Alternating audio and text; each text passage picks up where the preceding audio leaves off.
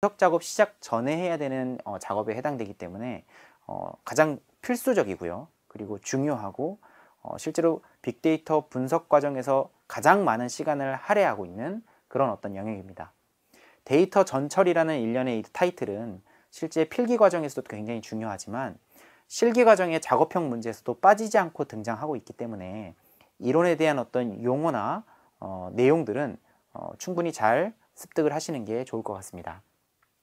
데이터 정제는 근본적으로 분석 결과의 오류를 방지하고 신뢰도를 높일 수 있는 가장 중요한 어떤 목표를 가지고 있죠.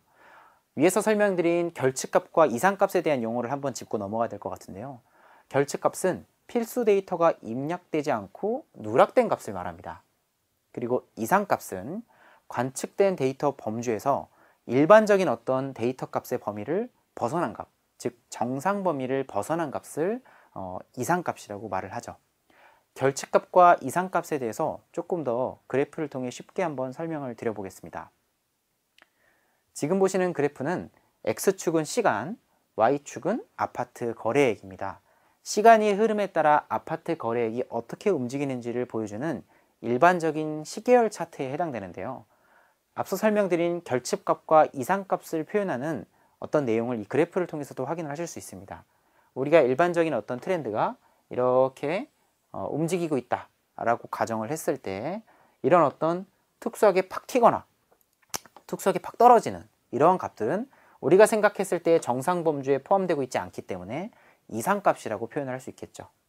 그리고 데이터가 쭉 관측되다가 어떤 특정 시점 구간 안에 이렇게 값이 관측되지 않고 끊겨 있는, 즉 선이 표현되지 않고 NA 또는 널로 표현되는 이런 어떤 유형들을 결측값이다 이렇게 설명드릴 수 있겠습니다.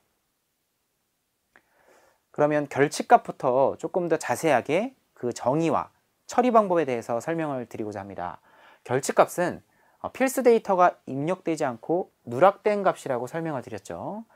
일반적인 어떤 그 표현은 NA, 영문으로는 not available이라고 표시를 하고 또는 이렇게 그냥 빈칸으로 표현을 해두기도 합니다. 결측값은 분석 결과에 굉장히 큰 영향을 미치는데요. 결측값의 유형으로는 완전 무작위 결측, 무작위 결측, 그리고 비무작위 결측이 있습니다. 결측값을 구분하는 어떤 가장 종류별 특징들이 존재하는데요. 앞서 설명드린 완전 무작위 결측, 무작위 결측, 비무작위 결측별로 각각의 특성들이 갖고 있는 공통적인 특성과 차이점들이 있습니다. 예를 들면 완전 무작위 결측과 무작위 결측은 둘 다 결측값이 결과 분포에 영향을 미치지 않는다 라는 특징이 공통적으로 존재하죠. 하지만 완전 무작위 결측 같은 경우에는 다른 변수와 무관하게 발생한다는 특징을 가지고 있고요. 무작위 결측은 다른 변수와 실제로 연관이 있는 특징을 가지고 있습니다. 보통 우리가 결측값을 냈다라고 했을 때 일반적인 표현은 사실 완전 무작위 결측을 가지고 얘기를 합니다. 왜냐하면 우리가 결측값을 고의로 떨어뜨리거나 하진 않잖아요. 뭔가 입력상의 어떤 실수로 인해서 누락되는 케이스들이 훨씬 많은데 데이터를 입력할 때 고의성 없이 입력을 빠뜨리는 경우를 우리가 일반적으로 생각하는 완전 무작위 결측이다 라고 표현을 합니다. 그리고 무작위 결측과 비무작위 결측도 유사한 특징이 있는데요. 다른 변수와 실제로 연관성이 있다 라고 했던 이 특징이 무작위 결측과 비무작위 결측의 공통적인 특징에 해당되고요. 반대로 비무작위 결측 같은 경우에는 결측값이 결과 분포에 영향을 미치는 그런 어떤 특성을 가지고 있습니다. 결측값을 처리할 수 있는 방법은 크게 3단계로 구분할 수 있습니다. 첫 번째, 결측값을 식별한다.